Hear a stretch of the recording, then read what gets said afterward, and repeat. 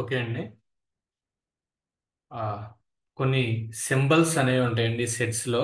ఇప్పుడు కూడా మనకి ఈ సింబల్స్లో దాని మీనింగ్ ఏంటి అనేది ఒకసారి చూద్దాం. ఫస్ట్ వచ్చేసరికి ఈ సెట్స్లో ఎక్కువగా వాడేటువంటిది మనం సబ్సెట్ అనేది యూజ్ చేస్తాం.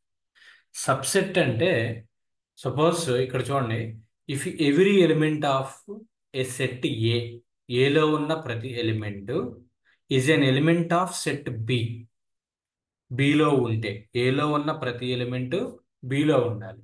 సపోజ్ దానికి example A equal to set 1 4 5 ఇలా ఒక సెట్ తీసుకున్నాం. తర్వాత బి అనేటువంటి సెట్ తీసుకున్నా. బి అనేటువంటి సెట్లో 1 2 3 4 5 ఇలా.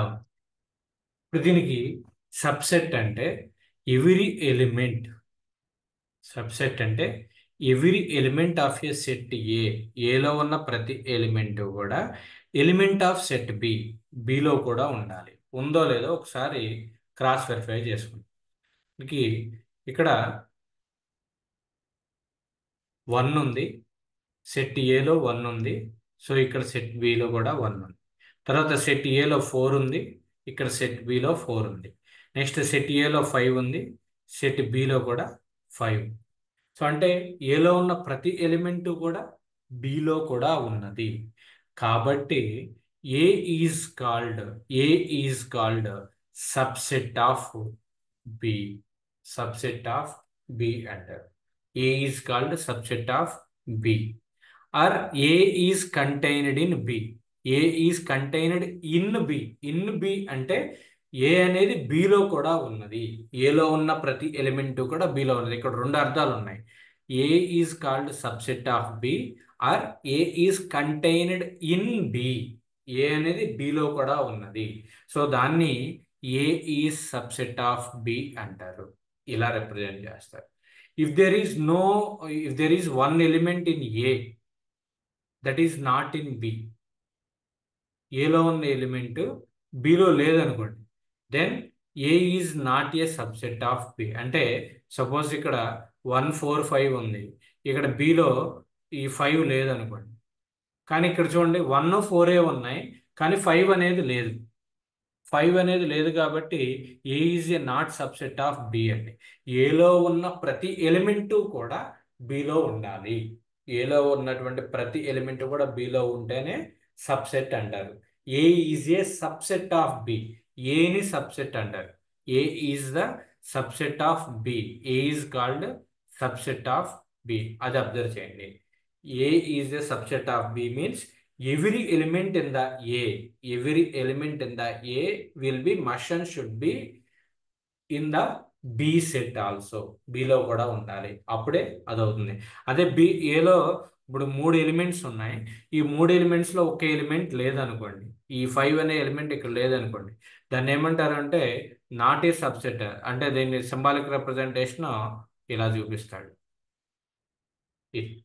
సబ్సెట్ అంటే meaning, subset means all the elements in the A will be must and should be contained in the element B అన్నమాట. లేదు అనుకుంటే కనుక అది సబ్సెట్ అవ్వదు. ఓకే, నెక్స్ట్ సూపర్ సెట్ అంటే ఇప్పుడు ఇదేంటి, ఏ ఈజ్ సబ్సెట్ ఆఫ్ బి అన్నాం. ఇప్పుడు ఏని సబ్సెట్ అంటారు. ఏని సబ్సెట్. వెరాజ్ సూపర్ సెట్ అంటే ఇక్కడ చూడండి, if A is subset of B then B is called super set. అంటే బిలో ఉన్నటువంటి ఎలిమెంట్స్ ఎక్కువ ఉన్నాయి కాబట్టి దానికి సూపర్ పవర్ ఉన్నట్టు, అంటే ఎక్స్ట్రా ఎనర్జీ ఉన్నట్టు. సో ఇప్పుడు ఇందులో ఏనేమో సబ్సెట్ అంటారు, బినేమో సూపర్ సెట్ అంటారు.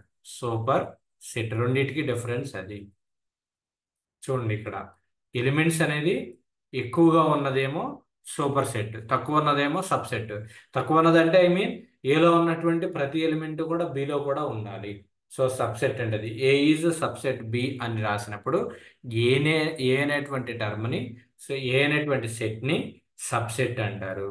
బి అనేటువంటి సెట్ని సూపర్ సెట్ అంటారు. ఓకే, దీన్ని రిప్రజెంటేషన్ ఏంటి అంటే B is the super set, అంటే ఇటువైపు చూపిస్తే ఇలా సూపర్ సెట్, ఈ సింబల్ని సూపర్ సెట్ అంటారు. B is super set of A. B is super set of A. Okay, next లేదా బి కంటైన్స్ ఏ, బిలో ఏ ఉంది అని అర్థం.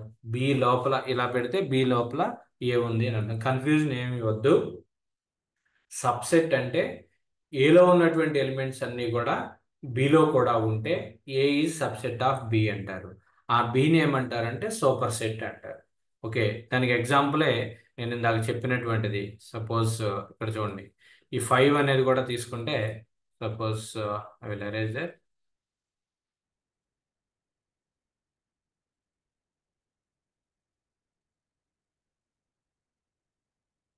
ఇక్కడ 5 ఉంది అనుకోండి.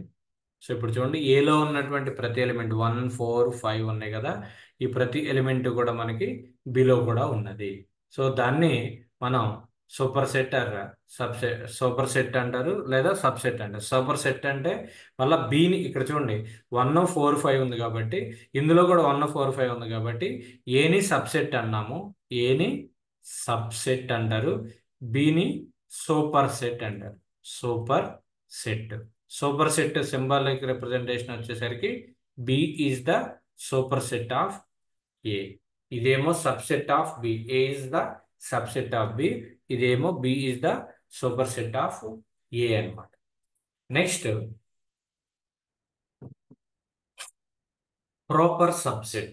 ప్రాపర్ సబ్సెట్ అంటే మీకు ఇక్కడ ఇది చూడండి, A is the subset of B, A is the subset of B and A is not equal to B.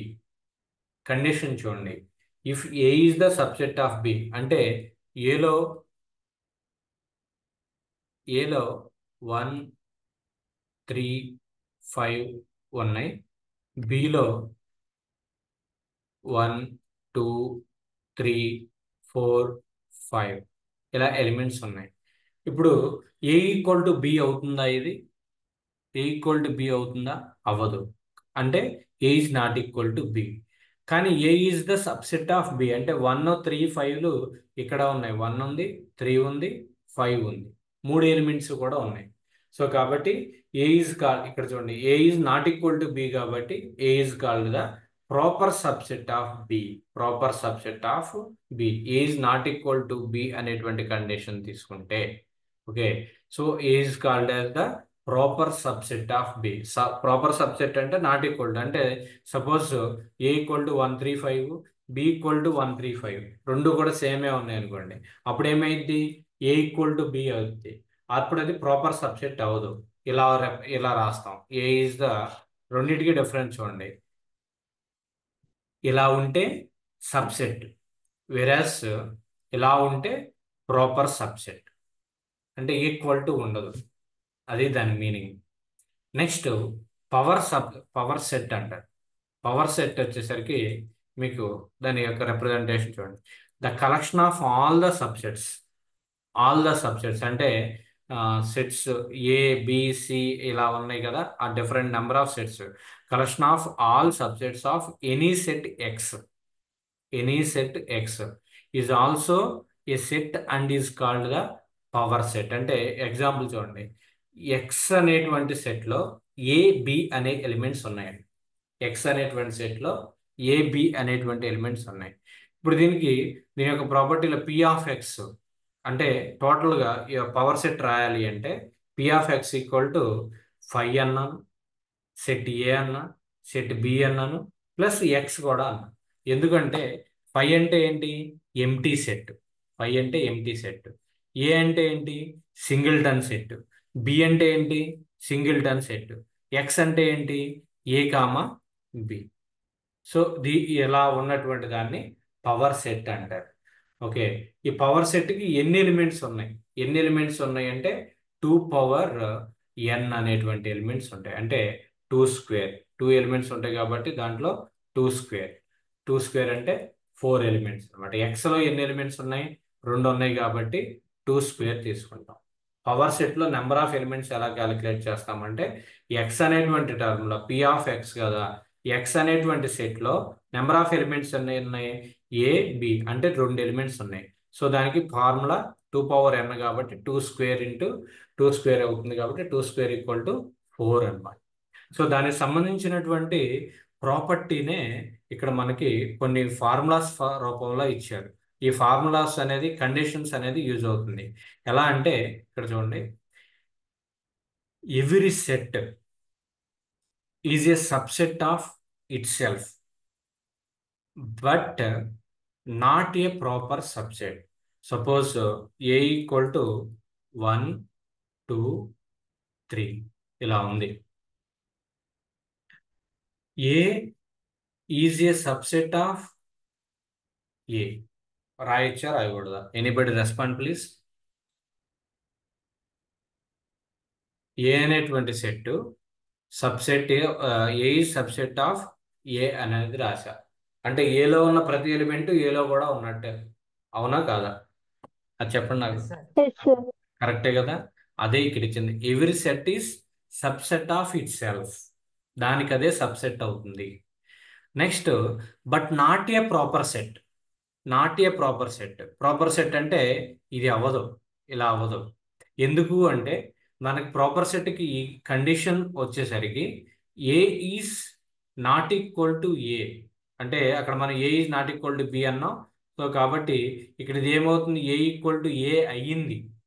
A equal to B, A is not equal to B అవ్వాలి. అంటే రెండు కూడా ఉన్నటువంటి తీసుకునేటువంటి సెట్స్ రెండు కూడా సేమ్ అవ్వకూడదు. Same అయితే మనకి ప్రాపర్ సెట్ అవ్వదు, ప్రాపర్ సబ్సెట్ అవ్వదు. సో ఇక్కడ ఏంటి, రెండు కూడా ఏలే కాబట్టి మనకి అది ప్రాపర్ సెట్, ప్రాపర్ సబ్సెట్ కాదు. దాని మీనింగ్ ఇదే, every set is a subset of itself but not a proper subset. But not a proper subset. Next ఇంకోటి చూడండి, ఎంటీ సెట్ అంటే ఎలాంటి ఎలిమెంట్ కూడా మనకి ఆ బ్రాకెట్లో లేదు. దాన్నే symbolic representation 5 is a subset of every set. Is a subset of every set అంటే మన ప్రతి ఒక్క సెట్కి కూడా దాన్ని సబ్సెట్గా తీసుకోవచ్చు. ఇక్కడ నేను ఈ ఎగ్జాంపుల్లో తీసుకున్నా చూడండి, if x equal to set x equal to A comma B అన్న, దానికి పవర్ సెట్ రాసేటప్పుడు P of x equal to 5 రాశా ఒక ఎలిమెంట్గా. 5 అనేది ఏంటి, అక్కడ నో ఎలిమెంట్ అనమాట. సో దాన్ని కూడా సబ్సెట్ కింద తీసుకోవచ్చు. సో ఎంటీ సెట్ అనేది ప్రతి ఒక్క సెట్కి కూడా మనకి సబ్సెట్ గానే యూజ్ అవుతుంది. సో దాన్నే ఇది empty set is a subset of every set అనేటువంటి దాని మీనింగ్ అది. నెక్స్ట్ ఇంకొక నోట్ ఏంటంటే, A is a subset of B, B is a subset of A. A is a subset of B, B is a subset of A. అంటే చూడండి, A equal to 1 2 3 తీసుకున్నా. Next B equal to same అదే elements తీసుకున్నా 1 2 3, కానీ set పేరు మార్చా. First set ఏమో A, second set ఏమో B. ఇప్పుడు దీన్ని ఈ రెండింటి నుంచి A is a subset of B రాసుకోవచ్చు, అంటే ఏలో ఉన్న ప్రతి ఎలిమెంట్ బిలో ఉన్నాయి. నెక్స్ట్ అలానే B is a subset of A, అంటే బిలో ఉన్న ప్రతి ఎలిమెంట్ కూడా ఏలో ఉన్నాయి. సో ఆటోమేటిక్గా ఏమవుతుంది, రెండిట్లో ఉన్నటువంటి ఎలిమెంట్స్ అనేది కామనే కాబట్టి ఏ ఈక్వల్ టు బి అవుతుంది. ఇలా A is a subset of B, B is a subset of A అయితే ఏ ఈక్వల్ టు బి అనమాట. A equal to B. ఇది ఈ సెట్లో కూడా, అంటే కాంపిటేటివ్ ఎగ్జామ్స్లో ఇలాంటి క్వశ్చన్స్ కూడా అడగవచ్చు డిఫరెంట్ బిట్స్ ఫామ్లో. నెక్స్ట్ ఇంకొక కండిషన్ చూడండి, the total number of subsets of a finite set containing n elements. Total number of subsets అంటే ఇందాక ఎక్స్ ఈక్వల్ టు 3 ఎలిమెంట్స్ ఇచ్చాను అనుకోండి, ఏ బి సి. దీనికి సంబంధించినటువంటి సబ్సెట్స్ ఎన్ని రాయొచ్చు? సబ్సెట్స్ అంటే పి ఆఫ్ ఎక్స్ అనేది ఎన్ని రాయొచ్చు అంటే 5 రాయొచ్చు. తర్వాత ఏ అనేది ఒక సెట్గా రాయొచ్చు, బి అనేది ఒక సెట్గా రాయొచ్చు, తర్వాత సి రాయొచ్చు. ఓకే, సి రాయొచ్చు. తర్వాత AB BC, that is AB ఒక సెట్ రాయొచ్చు. అలానే బీసీ ఒక సెట్ రాయొచ్చు, తర్వాత సిఏ ఒక సెట్ రాయొచ్చు, తర్వాత ఏబిసి. ఎన్ని సెట్స్ వచ్చినాయి చూడండి, 1 2 3 4 5 6 7 8, 8 వచ్చినాయి. దాని ఫార్ములా ఏంటి అంటే 2 power n number of sets గా రాయొచ్చు. ఇక్కడ చూడండి 2 పవర్ n అంటే ఏంటి, ఇక్కడ ఏబిసి 3 ఉన్నాయి కాబట్టి నెంబర్ ఆఫ్ ఎలిమెంట్స్ 3 కాబట్టి 2 పవర్ 3 అంటే 8 సెట్స్, 8 సబ్సెట్స్ వస్తాయి. ఇది అర్థమైందా, అర్థం కాలేదా ఈ పాయింట్? Anybody respond please. ఇక్కడ నెంబర్ ఆఫ్ ఎలిమెంట్స్ అర్థమైంది సార్. 3 ఉంటే 2 పవర్ 3. అదే నేను ఎక్స్ ఈక్వల్ టు సబ్సెట్ కింద ఇక్కడ ఏ బి సి డి ఇలా ఉందనుకోండి, నెంబర్ ఆఫ్ సబ్సెట్స్ ఎన్ని వస్తాయో చెప్పండి. ఇక్కడ ఎన్ని ఎలిమెంట్స్ ఉన్నాయి, ఎక్స్ లో ఎన్ని ఎలిమెంట్స్ ఉన్నాయి? 2 పవర్ 4 సార్. 2 పవర్ 4. అబ్బాయిలు రెస్పాండ్ అవ్వాలి. నేను అడిగిన వాళ్ళు చెప్పండి. Charan, Charan, Charan. Yes sir. Number of elements ఎన్ని ఉన్నాయి ఎక్స్ లో? 2 పవర్ 4. నెంబర్ ఆఫ్ ఎలిమెంట్స్ నేను అడిగింది. ఎక్స్ లో, ఎక్స్ అనేటువంటి సెట్ లో నెంబర్ ఆఫ్ ఎలిమెంట్స్ ఎన్ని ఉన్నాయి? 24 సార్. 24. ఎట్లా అయితే ఏబిసిడి కదా, ఎన్ని ఉన్నాయి? 4 కదా ఉంది. 32 సార్. 32. ఏం 32? ఏముంటాయా ఎక్స్ ఇక్కడ? సబ్సెట్స్ చెప్తాను సార్. నెంబర్ ఆఫ్ సబ్సెట్స్ నేను నిన్ను అడగట్లా. ఈ ఎక్స్ అనేటువంటి దాంట్లో ఈ సెట్ లో ఎన్ని ఎలిమెంట్స్ ఉన్నాయి? 4 సార్. 4. నెంబర్ ఆఫ్ సబ్సెట్స్ అంటే 2 power n. So 2 power 4. 2 power 4 ఎంత? 16 సార్. హ్మ్? ఎంత? 16. Sir. So 2 power 4, 16 elements, 16 subsets రాయొచ్చు. అలా అలా ప్రాబ్లమ్స్ మనం సాల్వ్ చేసుకోవాలన్నమాట. దాన్ని బేస్ చేసుకుని నెంబర్ ఆఫ్ సబ్సెట్స్ సాల్వ్ చేసేటువంటి ప్రొసీజర్ ఇది. నెంబర్ ఆఫ్ ఎలిమెంట్స్ అనేది ఇలా ఉంటుందని. ఓకే, సో ఇక్కడతో క్లాస్ ఎండ్ చేస్తున్నాను. నెక్స్ట్ క్లాస్లో కొన్ని ప్రాబ్లమ్స్ మనం సాల్వ్ చేద్దాము. ఇప్పుడు ఎవరు మెసేజ్ పెట్టారు చాట్లో. ఏమైనా డౌట్స్ ఏమైనా ఉంటే అడగండి అమ్మా, ఒక 2 minutes. లేదంటే కనుక సెషన్ క్లోజ్ చేద్దాం చాలు. Okay, Vaishnavi 16. Very good, right. So ఈ విధంగా 2 పవర్ n అనేటువంటి ఫార్ములాని బేస్ చేసుకుని మనం నెంబర్ ఆఫ్ సబ్సెట్స్ అనేవి చేస్తాం. ఓకే, సో ఈ పీడిఎఫ్ కూడా మీకు పంపిస్తాను. నిన్న ఫిజిక్స్ సంబంధించినటువంటి పీడిఎఫ్ పెట్టాను. కొంతమంది సాల్వ్ చేశారా? మిగతా అంటే ఖాళీ ఉన్న టైంలో వాటిని ప్రాక్టీస్ చేయండి. ఆన్సర్ సాల్వ్ చేయడానికి ట్రై చేయండి. 1 week టైం ఉంటుంది క్లాస్కి మధ్యలో. అందులో ఉన్నటువంటి ప్రాబ్లమ్స్ సాల్వ్ చేయడానికి ట్రై చేయండి. ఏమైనా డౌట్స్ ఉన్నా కానీ అడిగితే నేను చెప్తాను అనమాట. ఓకే, అంటే నేను ఆ ఎక్సర్సైజ్ ఎందుకు ఇస్తున్నాను అంటే మీరు దాని మీద టైం ఎంగేజ్ చేయాలి. టైం ఎంగేజ్ చేస్తే ఏమైందంటే మైండ్ డీవియేట్ అవ్వదు, ఫోకస్ అంతా దీని మీద ఉంటుంది. దాని మీద ఒక హాఫ్ అన్ అవర్ కూర్చున్నారు అనుకోండి, ఆ బిట్స్ అన్నిటికీ సొల్యూషన్ వస్తాయి. మనకి ఈ ఏజ్లో ఏంటి అంటే మన బ్రెయిన్ మొత్తాన్ని కూడా ఎడ్యుకేషన్ మీద ఉపయోగించాలి. మీరు బ్రెయిన్ మొత్తాన్ని ఎడ్యుకేషన్ మీద ఉపయోగించకుండా అంటే అదర్ ఎంటర్టైన్మెంట్స్ మీద కనుక మనం ఉపయోగించుకుంటే దానివల్ల ఉపయోగం ఉండదండి. ఓకే, మీరు కొంచెం రిలాక్స్ అవ్వడానికి కొంత ఎంటర్టైన్మెంట్ కోసం చూసుకున్నా కానీ రిమైనింగ్ టైం మాత్రం ఎడ్యుకేషన్ మీద ఫోకస్ చేయండి. Okay, thank you.